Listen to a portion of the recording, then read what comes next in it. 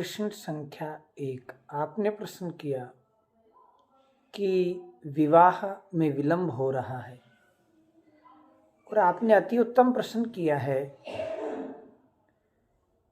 क्योंकि ये समस्या हमें बहुत से लोगों से सुनने को मिलती है।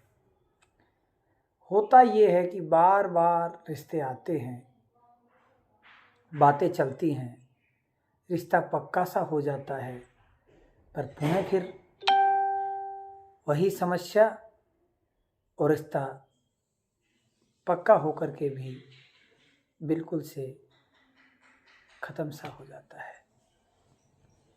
आप लोगों के संदेश मिलते हैं, महाराज जी आज लड़की वाले आए थे, देख के गए हैं, बहुत अच्छा हुआ है, पक्का सा हो जाएगा। फिर निराशा आपके माध्यम से हमें मिलती है।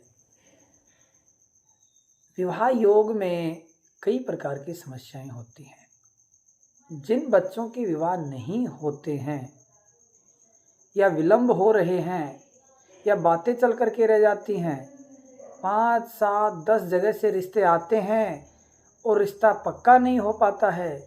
आप जहाँ जाते हैं वहाँ समस्याएं निकल आती हैं और पहले अच्छी बातें होकर के भी हम सफलता की ओर नहीं पहुँच पाते हैं। इसका मुख्य कारण है, ज्योतिष के अनुसार यदि हम जाएं तो भिन्न भिन्न कारण होते हैं। मांगलिक है, कालसर्प दोष है, ग्रहण योग है, एवं सप्तमेश की स्थिति क्या है, किस अवस्था का है, सप्तमेश के शत्रुओं की क्या स्थिति है, सप्तमेश कहाँ बैठा है। तो सप्तमेश के आधार पर हम विवाह को देखते हैं और यदि हम सभी कारणों को देख करके चलें तो उपाय कर नहीं पाएंगे। पता नहीं क्या कारण है। यदि सप्तमेश के शत्रु की महादशा चल रही है तो लंबे समय तक यदि दशा है तो उसमें कैसे संभव होगा। और यदि बुध और शनि ग्रह को भी हम मंद ग्रह मानते हैं, नपुंसक ग्रह की संख्या दी गई है। कई बार देखा जाता है, अभी हमारे बेंगलोर की पार्टी थी, बच्चे को बुध की महादशा चल रही थी और विवाह नहीं हो पा रहा था। बुध के जाप वगैरह किए, बुध का दान करवाया और विवाह संपन्न हो गया। ऐसे ही बम्बई से थे राजेश जी, उनके बच्चे के भी बुध की दशा थी और बुध लगन में बैठा हुआ सप्तम भाव को पूर्ण रूप से देख रहा था। भिन्न भिन्न कारण होते हैं। ज्योतिष में यदि हम जाएंगे तो भिन्न भिन्न कारण होते हैं और उनके अलग अलग उपाय हैं। आज मैं सभी लोगों के हित के लिए उपयोगी एवं कम समय में कम कार्य करने से ही विवाह शीघ्र हो जाए, ऐसा कोई उपाय आपको बताता हूं। प्रथम तो जिनके विवाह में विलंब है वो लोग अपने कुल देवता की पूजा विशेष करें। जिन लोगों के कुल देवता की पूजा में कमी है, उनके विवाह में, वंशवृद्धि में, गोत्रवृद्धि में, परिवार वृद्धि में, व्यापार वृद्धि में, व्यवहार वृद्धि में, पारिवारिक सुख समृद्धि में विघ्न रहेंगे। इसलिए प्रथम तो हमें हमारे कुल देवता की पूजा विशेष करनी है, कुल देवता को मानना है, कुल देवता के यहाँ जा कर के नारियल वगैरह रखना है, प्रार्थना करनी है, हाजिरी लगानी है भगवान के दरबार में। द्वितीय, हमारे पितृ देवता। जब तक हम पितरों को नहीं मानेंगे, जब तक हम पितरों की आराधना नहीं करेंगे, जब तक हमारे पितृ प्रसन्न नहीं होंगे, तब तक रिश्ते आएंगे और बिखर जाएंगे, बातें चलेंगी और रुक जाएंगी, कार्य कभी भी संपन्न नहीं होगा। अर्थात मेरा कहना ये है, जिनके विवाह में विलंब हो रहा है, जिनके विवाह की बातें चलती हैं और रिश्ते पक्के होकर के पुनः रुक जाते हैं, उनको अपने पितरों की विशेष मानता करनी चाहिए। इसके बाद आप दुर्गा सप्तशती में पत्नी मनोरमा देवी मनोवर्तानुसारिणी इस मंत्र का आप नित्य जाप कर सकते हैं। यथाशक्ति, यथा श्रद्धा, यथा नियम कर्म विधि विधान से आप किसी विप्र को बुला करके अपने घर में गुप्त नवरात्रि पत्नी मनोरमा देवी मंत्र से करवाएं। एवं कई टोटके ऐसे होते हैं जिनसे विवाह जल्दी ही संपन्न हो जाता है और विवाह कारक ग्रह शुक्र को माना गया है। तो शुक्र का आप दान करें, शुक्र का जप करें एवं शुक्र ग्रह की स्थिति को देख करके और उसका उपाय करें। किसी अच्छे ज्योतिषी से, ज्योतिषाचार्यों से आप अपनी कुंडली का परामर्श करवाएं और उसमें जो ग्रह दोष आता है उसको भी यदि आप कर सकें तो संभवतः करें। और यदि इन प्रपंच में नहीं पढ़ते हैं तो आप अपनी माता को या अपनी भ्राता जाया भाभी को निवेदन करें कि वो एक बाजार से गुड़िया लेकर के आए और गुड़िया को पूर्ण रूप से स्त्री के आभूषणों से, जैसे स्त्री कपड़े वगैरह पहनती है, आभूषण करती है, वो सब से मांगलिक स्त्री बना करके और उसको अपनी अलमारी में रखें और सुबह उठते ही उनको बोलें, जैसे आपका नाम यदि रमेश है तो रमेश की बीननी उठ दिन उगायो। ऐसा बोलने से, उस गुड़िया को बोलने मात्र से हमने एक बार नहीं 100-200 रिश्ते ऐसे देखे हैं जिनका ये टोटका करने से ही संभव हो गया है। विवाह में मंगल का बड़ा योगदान होता है और मंगल ग्रह के दोष के कारण विवाह में बाधाएं आती हैं। तो यदि आपको लगता है कि विवाह नहीं हो पा रहा है तो आप मंगल ग्रह के लिए कुछ करें। किसी विद्वान से खैरी की पूजा करवा दें और यदि संभव हो तो उज्जैन में मंगलनाथ के मंदिर में जाकर के वहाँ मांगलिक पूजा करवा दें और मंगलनाथ से प्रार्थना करें। इसके अलावा आप सुबह जब उठते हैं तो अपने दोनों हाथों को मलते हुए अपने मुंह पर फेरते हुए इस प्रकार से और उर्वसे नमः इतना कह करके आप उसमें नित्य देखें। नित्य 3 बार उर्वशी का जाप करें। पुराण में कहा गया है कि उर्वशी, यदि आपको पत्नी की कामना है तो उर्वशी की आराधना करें। भागवत कहती है कि आप यदि पत्नी पाना चाहते हैं तो प्रजापतियों की पूजा करें, उर्वशी की पूजा करें। और मैं तो ये कहता हूँ कि आपको यदि सुशील और आपके कुल योग्य, आपके अनुसार, आपकी स्थिति परिस्थिति को देखकर चलने वाली एवं अपने घर में जैसी लड़की चाहिए वैसी लड़की यदि आपको लानी है तो कुल देवता, पितृ देवता, स्थान देवता की पूजा विशेष करें। कई लोग पूछते हैं महाराज जी पूजा कैसे करें, हम तो पूजा का नियम नहीं जानते, पूजा का कर्म नहीं जानते, विधि नहीं जानते, विधान नहीं जानते। तो हम पूजा कैसे करें? तो हम सर्वप्रथम आपको भाव भक्ति बताते हैं। एक तो वैदिक पूजा होती है जो आपसे होना असंभव है, दूसरी पौराणिक पूजा होती है वो भी आप नहीं कर पाएंगे, तीसरा खर्चा अधिक लगता है पंडितों में तो वो भी आप नहीं कर पाएंगे।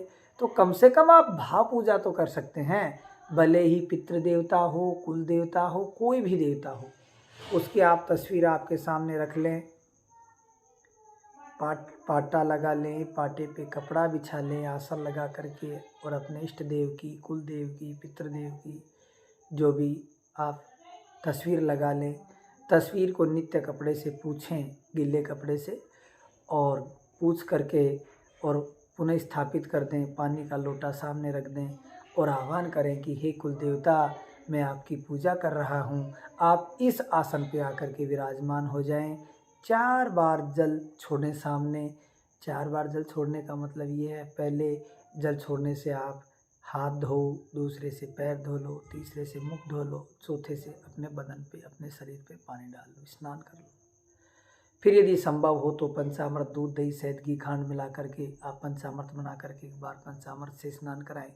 पंचामृत का मतलब है जैसे हाँ आप साबुन शैम्पू से नहाते हो, वो देवताओं का पंचामृत साबुन शैम्पू। उससे शरीर दिव्य होता है। तो पंचामृत से स्नान कराएं। अब उन्होंने यदि पंचामृत से स्नान किया है तो उसके बाद आप पुनः जल से स्नान कराएं शुद्ध। ये आप पात्र में कर सकते हैं, फोटो पे चढ़ाने की आवश्यकता नहीं है। सामने डोना रख करके उसमें 4 बार जल छोड़ना है, फिर 1 चम्मच पंचामृत छोड़नी है, फिर पुनः शुद्ध जल की 1 चम्मच छोड़नी है। अब वस्त्र पहना रहे हैं तो मोली तस्वीर पे सुंदर सा मोली लगा दें, जैसे आप गले में दुपट्टा लगाते हैं, एक नीचे रख दें वस्त्र उपवस्त्र। फिर यदि संभव हो तो आप एक जनेऊ पहना दें, तिलक कर दें सुंदर सा, चंदन है, अष्टगंध है, रोली है, उससे अच्छा सा सुंदर तिलक कर दें, अक्षत लगा दें, चावल, भगवान को सुंदर सा पुष्प चढ़ा दें, सुगंधित द्रव्य सेंट है, इत्र है, वो आप लगा सकते हैं।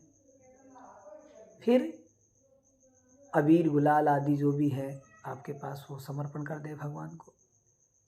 और अबीर गुलाल लगाने के बाद भगवान को नैवेद्य मीठे का भोग लगा दें।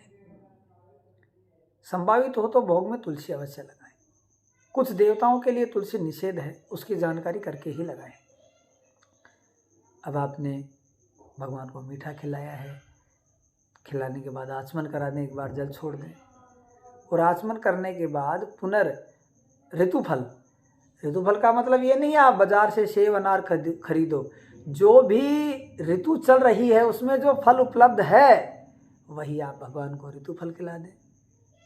ऋतुफल खिलाने के बाद पुनः आचमन करा दें। देवता लोग मुख शुद्धि के लिए तांबुल खाते हैं। हमने जो खाया है ना वो पूर्ण रूप से शुद्ध हो जाए, मुख में कुछ कण फंसे हुए हैं वो, और दांतों का व्यायाम हो जाए। दांत चबाने से हमारी जो आते हैं, हमारा लीवर है, हमारी पेट की जो क्रिया, पाचन क्रिया है वो सही हो जाए, उसके लिए लौंग, इलायची, सुपारी का टुकड़ा डाल करके पान के पत्ते में वो चढ़ा सकते हैं। मुख शुद्धर्थे तांबूलम समर्पयामि। और फिर जो हमने आस्था की है, भावना की है, भाव भक्ति की है, भगवान को समर्पण किया है, इसमें कोई न्यूनता दिखता हो गई हो तो आप एक दक्षिणा के रूप में कुछ दक्षिणा चढ़ा सकते हैं। और फिर अब जो चीज़ें उपलब्ध थी वो तो हमने चढ़ा ही दी। सबसे उत्तम जो चीज़ बची है हमारा मन, ये भगवान के चरणों में समर्पण करें और भगवान से प्रार्थना करें कि हे कुल देवता, हे पितृ देवता, हे मेरे इष्ट देव, हे विवाह के कारक सुखदेव, शुक्र ग्रह को शुक्रदेव, एवं जो भी आप स्थानता प्रधानता जो जिस देवता को मानते हैं, आप मेरे जो विवाह का कार्य होता है, रिश्ते आते हैं नहीं बन पाते हैं, आप मुझ बालक पर कृपा करो और मेरा ये कार्य शीघ्र बना दो। ऐसे भाव, ऐसी प्रार्थना, आपकी आस्था, आपका विश्वास, आपका प्रेम आपके कार्य को शीघ्र बना देगा। जब तक आप विश्वास नहीं रखेंगे, आस्था युक्त नहीं होंगे, दिखावा करेंगे, भगवान से आत्मा से, मन से और तन से नहीं जुड़ेंगे, तब तक आपके कार्यों में विलंब है। जिस दिन आप और परमात्मा का संबंध हो गया, आपकी आत्मा से निकली हुई बात परमात्मा के पास चली गई, तो आपको कोई अधिक समय नहीं लगेगा। ये तो आपकी आस्था पे निर्भर है। तो हम आशा करते हैं भगवान आपकी प्रार्थना को सुने और आपके कार्य को निर्विघ्नतापूर्वक संपन्न करें, शीघ्र करें। तो इस भाव से आप पूजा करेंगे। इसके अलावा आप पीपल की पूजा करें तो भी अति उत्तम है। पीपल की पूजा आप सुबह पीपल को जल चढ़ाएं, दीपक जला दें। और पीपल में भगवान विष्णु का वास है, जगत के पालनहार हैं, जगत के सृष्टि के रचयिता हैं और समस्त सुखों के दाता हैं। तो आप पीपल के माध्यम से भगवान विष्णु से भी प्रार्थना कर सकते हैं और भगवान से प्रार्थना करें। संध्याकालीन वेला में दीपक और धूप जला दें, प्रार्थना करें। इससे भी बहुत से लोगों के विवाह संपन्न हुए हैं। इसके अलावा आप बृहस्पतिवार कर सकते हैं। देखो होता क्या है कि विवाह का कारक ग्रह शुक्र, उसका शत्रु बृहस्पति, तो ज़्यादा बृहस्पति को अग्रसर करेंगे तो हो सकता है विवाह में विलंब भी हो। तो पहले आपको शुक्र को ही बलि करना चाहिए। और सतोगुणी व्यक्तियों का कार्य बृहस्पति से होता है, तमोगुणी व्यक्तियों का काम शुक्र से होता है। तो जो सात्विक हैं, आस्था युक्त हैं और गलत वस्तुओं का खान पीन नहीं करते हैं, वो लोग तो बृहस्पति को प्रबल करें, और जो मांसाहारी हैं, अभक्ष्य वस्तुओं का भक्षण कर लेते हैं, वो शुक्र से अदास करें, उनका काम शुक्र शीघ्र करेंगे, और सात्विक सतोगुणी लोगों का कार्य बृहस्पति शीघ्र करेंगे। तो आपको ऐसा करना चाहिए। इसके अलावा और यदि आपकी जिज्ञासा है कि हम और क्या करें, तो शिव उपासना, शिव पार्वती उपासना से भी विवाह संपन्न होते हैं। आप भगवान शिव की आराधना करें, शिवालय में जल अर्पण करें, और जल अर्पण करके आप अपने कार्य को, विवाह के कार्य को संपन्न कर सकते हैं। भगवान की, जैसे मैंने अभी पीछे आपको पूजा कर्म बताया है, उसी क्रम से भगवान की पूजा करें और प्रार्थना करें। तो हमारा मानना है कि यदि आप ऐसा करते हैं और सात्विक रूप से श्रद्धा युक्त होकर के नियम से, संयम से, जैसी जानकारी है आपको उसके अनुसार, विधि से, विधान से, आस्था से यदि ये कर्म करेंगे तो 100 दिन में निश्चित ही आपका रिश्ता आ जाएगा, दूसरे 100 दिन में रिश्ता पक्का हो जाएगा, और तीसरे 100 दिन में तो आपके घर में पत्नी आ ही जाएगी। 100 दिन में आपकी प्रार्थना स्वीकार होगी, अगले 100 दिन में पक्की होगी, और उससे अगले 100 दिन में निश्चित रूप से आप पत्नी का सुख प्राप्त कर लेंगे। तो हम भी कामना करते हैं कि भगवान आपकी आस्था को स्वीकार करें, शीघ्रातिशीघ्र प्रथम चरण में ही आपकी प्रार्थना भी सुनी जाए, विवाह भी हो जाए, और आपको दाम्पत्य सुख का जो आनंद है वो प्राप्त हो। इसीलिए हम भगवान से प्रार्थना करते हैं और आपसे प्रार्थना करते हैं कि आप जो भी कार्य करें, या तो चूर या दूर, यदि आपका मन नहीं लगता है, ज़बरदस्ती आप कर रहे हो, वो आपको फल नहीं देगी। भगवान में इतने चूर हो जाओ कि वो आपकी सुनने के लिए विवश हो जाए। अहम भक्त पराधीन हो, भगवान तो कहते हैं मैं तो भक्तों के अधीन हूँ। ठाकुर जी का मंदिर होता है, पुजारी जी ठाकुर जी को यदि भोग लगाना भूल जाए तो भगवान क्या उठ करके उसको दंड देते हैं? कदाचित नहीं देते। भगवान कहते हैं यदि कोई पुजारी है और मुझे स्नान करा रहा है, मेरे वस्त्र आदि बाहर निकले रखे हैं और वो किसी अन्य काम में लग गए, तो मैं वैसा ही बैठा रहता हूँ, जैसा मुझे भक्त रखता है वैसा मैं रहता हूँ। तो भक्त, तो आप भक्तों की श्रेणी में आओ, भगवान पे पूर्ण विश्वास रखो, आस्था युक्त हो, तभी आपका काम बनेगा। इसी कामना के साथ हम आपको शुभाशीष देते हैं, आशीष देते हैं, भगवान से प्रार्थना करते हैं कि आपके कार्य शीघ्र हों। जय श्री कृष्ण, जय श्री राम।